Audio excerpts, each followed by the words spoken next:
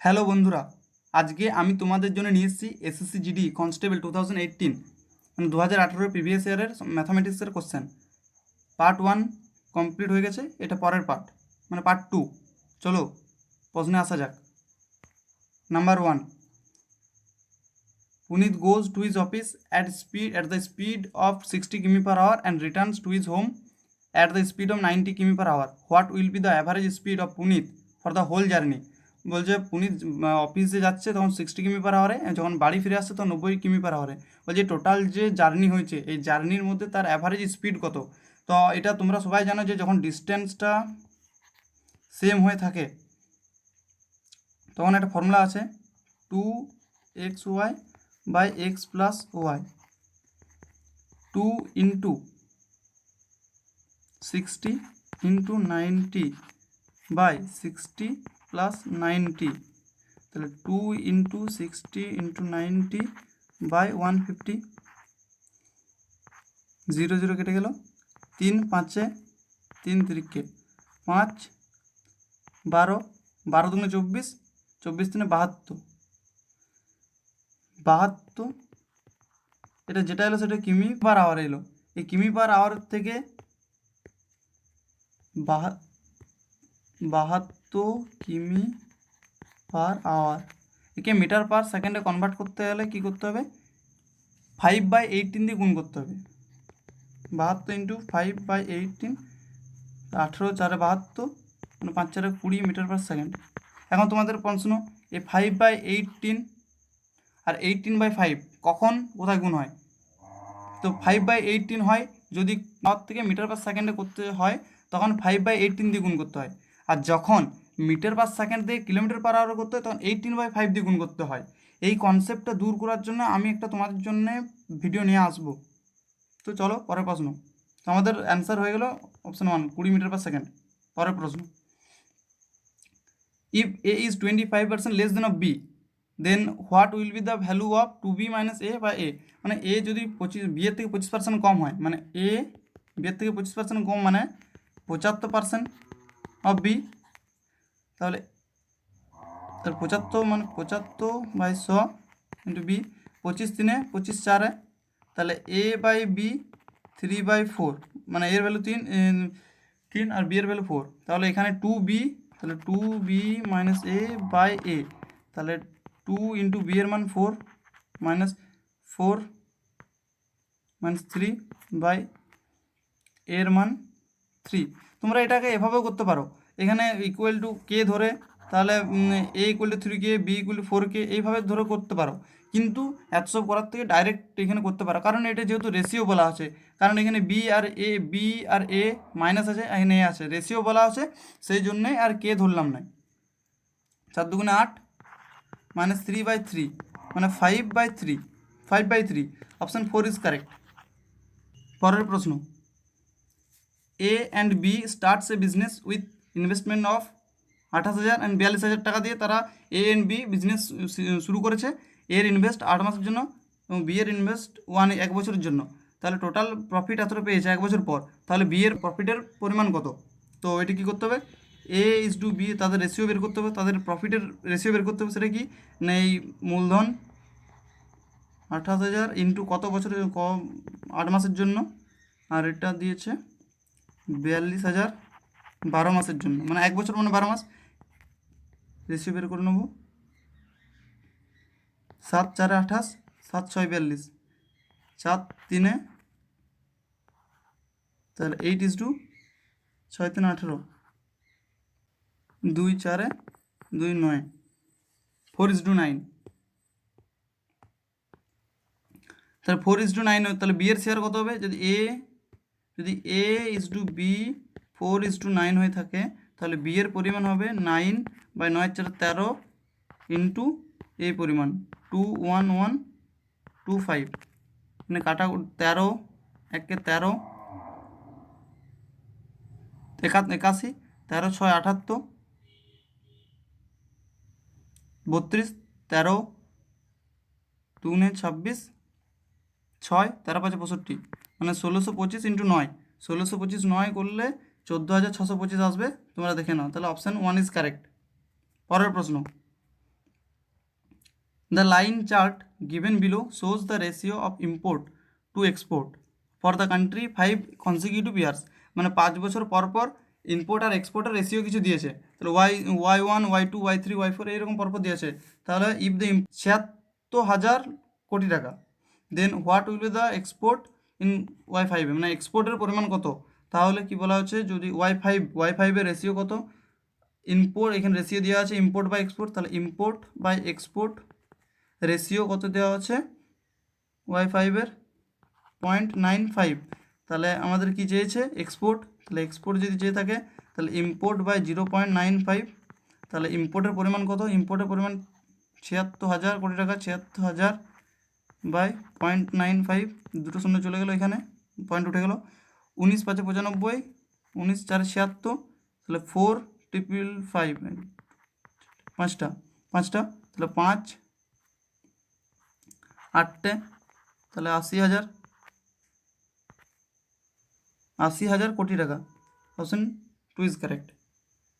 পরের প্রশ্ন, what is the value of, এটা ক্যালকুলেট করে এর মান বের করতে হবে।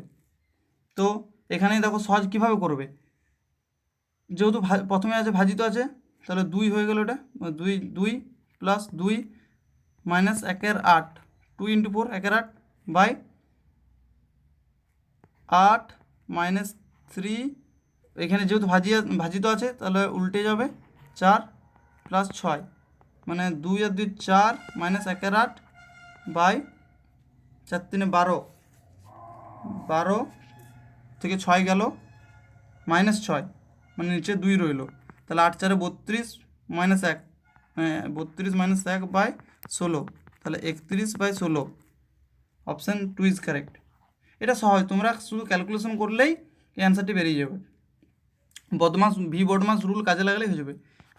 বডমাস তোমরা যদি জেনে না থাকো আমি এটা ভিডিও বানাবো। পরে question, Sumit, Ravi and Punit invest এত respectively to start a business. বলছে সুমিত, রবি আর পুনিত এত টাকা করে ইনভেস্ট করেছে একটা বিজনেস স্টার্ট করার জন্য। বলছে at the end of the year profit এত, বলছে 1 বছর পর তাদের প্রফিট 4800 টাকা। 30% কী করে দেওয়া হয়েছে, চ্যারিটিকে ডোনেট করে দেওয়া হয়েছে, বাকিটা নিজেদের মধ্যে ভাগ করেছে। সেই বাকি শেয়ারের মধ্যে সুমিতের পরিমাণ কত। তো এখানে যদি আমরা দেখি 30% ডোনেট করে দেওয়া হয়েছে, মানে কত, মানে 4800 30% ডোনেট করে দেওয়া হয়েছে, মানে অবশিষ্ট 70% তারা ভাগ করবে নিজেদের মধ্যে। 70 না 100, 2 কেটে গেল, মানে 48 × 70, এত পরিমাণ টাকা তারা নিজেদের মধ্যে ভাগ করবে। এবং কোন রেশিওতে, তাহলে Sumit is to Rabi is to Punit, তাহলে 45,000, এখানে শূন্যগুলো এখানে প্রথমে বাদ দিয়ে দেবো, যখন রেশিও করতে হবো 3টে শূন্য বাদ দিয়ে দিলাম, তাহলে 45 ইস টু 81 ইস টু 90, তো 9 5 9 9 9 10, তাহলে সুমিতের পরিমাণ চেয়েছে, তাহলে 5 পরিমাণ, 10 আর 9 19, 19 আর 5 24, মানে 24 রেশিও যদি এত হয়ে থাকে তাহলে 5 রেশিও কত, 24 2 × 48, মানে 1 রেশিও 7 2 × 14 140, 1 রেশিও যদি 140 হয়ে থাকে তাহলে 5 রেশিও 14 5 70, মানে 700 টাকা। Option 1 is correct. পরের প্রশ্ন, a sum becomes 6 times of itself in 4 years at compound interest is compounded annually, মানে 1 বছরের মধ্যে ক্যালকুলেট করে compound interest in how many years, what 260 Times, মানে 216 টাইমস অফ ইটসেলফ, মানে 6 গুণা হয় 4 বছরে কোনো একটা পরিমাণ, এবং কত বছর পর বলা হচ্ছে যে 216 টাইম হবে। যদি বলা থাকে, যদি 1 টাকা যদি হয়ে থাকে প্রিন্সিপাল, তাহলে 6 টাইম হবে 4 বছর 4 ইয়ারে, তাহলে এই 6 পরে যখন যাবে 6-এর 6 গুণ হবে, ইন্টু 6 গুণ হবে, এখানে যেহেতু 6 গুণ বলা আছে তাহলে 6-এর 6 গুণ হবে, মানে 636, পরের 4 বছরে, তারপরের 4 বছরে এই 36-এরও 6 গুণ হবে, 36 × 6 216, কত 4 ইয়ারে, তাহলে 4 4 8 4 12, তাহলে 12 বছরে তাদের ওই 12 12 বছরে তাদের সাম বিকামস 216 টাইম হবে, তাহলে অপশন 1 ইজ কারেক্ট। পরের প্রশ্ন, alone can make a chair in 40 days and B alone can make the same chair in 24 days if A and B are working on alternative days, মানে একদিন পর alternative days এবং and A work on first day in then how many days the chair will be complete. বলা হচ্ছে A and B 40 days 24 days, তাহলে 24 40 120 লসাগু করলাম, তাহলে 40 3 24 5 120, তাহলে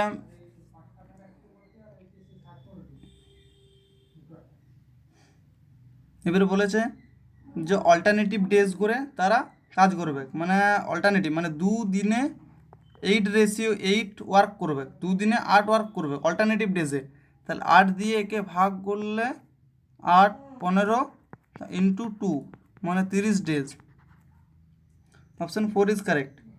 যেহেতু তারা প্রথমে অল্টারনেটিভ ডেজ মানে তোমরা ধর প্রথম দিনে এ কাজ করছে মানে 3 ওয়ার্ক করবে, তারপরের দিন 5 ওয়ার্ক করবে, তারপরের দিন 3, আর তারপর দিন 5, তারপর দিন 5, তারপর দিন 5 3 5 3 5 করে এইরকম করে চলতে চলতে টোটাল শেষে 120 দিয়ে যে সমাপ্ত হবে, টোটাল এইভাবে যে সবগুলো যোগ, মানে তাহলে 2 দিনে 8 ওয়ার্ক, 2 দিনে 8 ওয়ার্ক হচ্ছে, মানে যদি এখানে 8 দিয়ে ভাগ করা হয় সেটা 15 দিনে বেরোবে, কিন্তু তাকে আমাদেরকে 2 দিয়ে গুণ করতে হবে, তো একজন কার বেরোলো, তা তাকে 2 দিয়ে গুণ করলে অল্টারনেটিভ ডেজ মানে তাদের 30 দিনে কমপ্লিট করতে পারবে সে একই কাজ। Option 4 is correct. পরের প্রশ্ন, the average of 35 39 41 46 27 plus x 38, তাহলে ভ্যালু কত? অ্যাভারেজ মানে কি সবগুলো যোগ, মানে 35 39 plus 41 plus 46 plus 27 plus x by 1 2 3 4 5 6 equal to 38, তাহলে এখান থেকে এক্সের মান বের করতে হবে, এটার সাথে গুণ করে এর যোগ, তাহলে 6 8 48 8 6 3 18 18 4 22 228, আর এখানে যোগ করলে 35 39 41 46 27 এগুলো যোগ করলে আসবে টোটাল 188, তাহলে 40 is the correct answer. The data given below shows the number of people who have saved a certain amount of money, বলছে এই কিছু আছে সেভিংস করেছে, কিছু মানি আছে, কিছু মানি সেভিংস করেছে, মানে কিছু টাকা সেভ করেছে কিছু পিপল, কিছু মানুষজন। What is the median of the given data, বলছে মিডিয়ান চেয়েছে। দেখো মিডিয়ান মানে কি, আমাদের মিডিলের ভ্যালুটাকে বের করতে হবে, মিডিলের ভ্যালুটা মানে এটা তুমি দেখো এখানে মানে কি, এটা মানে হচ্ছে মানে একজন 5 টাকা, 3 জন 15 টাকা, 3 জন 15 টাকা, 15 15 15, 4 জন 20 টাকা, 20 20 20 20, 2 জন 25 টাকা, 1 জন 30 টাকা, 1 জন 35 টাকা, 2 জন 40 টাকা। তো কী করতে হবে, এই সাইড থেকে একটা বাদ দিলাম, এই সাইড থেকে একটা, এই সাইড থেকে একটা, এই সাইড থেকে, এই সাইড থেকে, এই সাইড থেকে, এইটা এই সাইড থেকে, এই সাইড থেকে, এই সাইড থেকে, তেমনি এই সাইড থেকে বাদ দিলাম, এই সাইড থেকে, তাহলে অবশিষ্ট 20 20 পড়ে রইলো। তো যেহেতু দুটো পড়ে রয়েছে কাটিয়ে দিতে পারবো না, তখন কী করতে হবে, তাদের অ্যাভারেজ বের করে নিতে হবে। 20 + 20/2 মানে 40/2 মানে হচ্ছে 20, তাহলে অপশান 4 ইজ কারেক্ট। 20 টাকা মানে হচ্ছে তাদের এখানে মিডিয়ান হচ্ছে 20। পরের প্রশ্ন, the average of 6 numbers n1 n2 n3 n4 n5 n6 a then subtract each number, তাহলে what is the new average of. এটা দেখো যে প্রত্যেকটা নাম্বার থেকে যেহেতু যাদের যদি অ্যাভারেজ এ হয়ে থাকে, প্রত্যেকটা নাম্বার সাথে যদি 5 বিয়োগ করতে বলে নতুন অ্যাভারেজ a - 5 হবে। আবার এটা এরকম কোশ্চেন দেয়, প্রত্যেকটার সাথে যদি এক্স যোগ করতে বলে 5, তাহলে নিউ অ্যাভারেজ x + 5 হবে, a + 5 হবে। যদি গুণ করতে বলে তাহলে a × 5 হবে, যদি ভাগ করতে বলে a/5 হবে। এটা সোজা একদম easy question, direct answer. Option 4 is correct. পরের প্রশ্ন, এখানে একটা চার্ট দেওয়া আছে, সেখানে এক্সপোর্ট আর ইম্পোর্ট, এখানে বলেছে কোন স্টেটমেন্টটা ট্রু নয়। বলছে দেখো export for y3 are more than export of y2, বলছে y3-র এক্সপোর্ট আর y2-এর এক্সপোর্টের থেকে কি বেশি মোর দেন, সেটা আমরা বলতে পারবো না, কারণ দেখো এখানে কোনো কিছু দেওয়া নেই। একটা রেশিও দেখে আমরা তাদের ইম্পোর্ট বা এক্সপোর্টের ভ্যালু আমরা বলতে পারবো না, তাহলে এখানে প্রত্যেকটাই ভুল। ডাটা ইজ ইনসাফিসিয়েন্ট এটাই ঠিক, কারণ আমরা ইনপুট বা এক্সপোর্টের এই রেশিওটা দেখে আমরা কখনো বলতে পারবো না যে এর এক্সপোর্টের পরিমাণ বেশি বা এর এক্সপোর্টের পরিমাণ কম। কি করে সেটা দেখো, যদি একটা রেশিও উপরের বাই 5 হলো 100/5 আর 100/2, উপরেরটা যদি কনস্ট্যান্ট হয়, নিচেরটা যদি বড় হয় তাহলে ওভারঅল ভ্যালুটা ছোটো হয়ে যাবে, মানে 5-20 হয়ে যাবে। আর নিচের সংখ্যাটা যদি ছোট হয়, 2 দিয়ে ভাগ করলে এই সংখ্যাটা 50 হয়ে যাবে। মানে কি, এটা একরকম হতে পারে, আবার এটাও হতে পারে যদি উপরেরটা কনস্ট্যান্ট থাকে,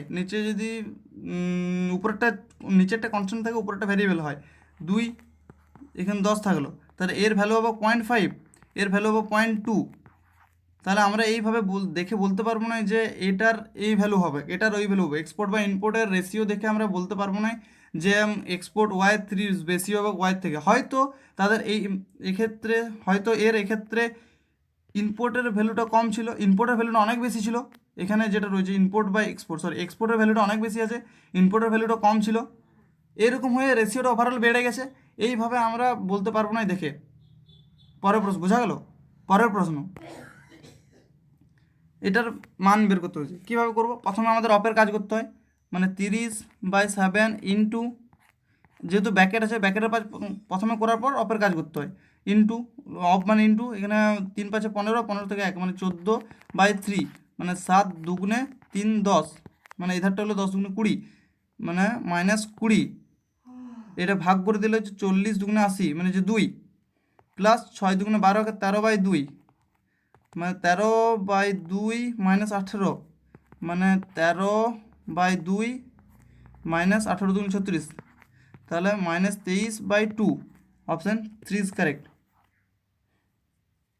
এর আগে অলরেডি পার্ট 1 কমপ্লিট করেছি, তোমরা যদি দেখে না থাকো অবশ্যই দেখে নিও, পরের পার্ট অবশ্যই নিয়ে আসবো।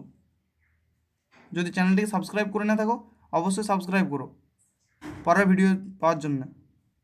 Thanks for watching.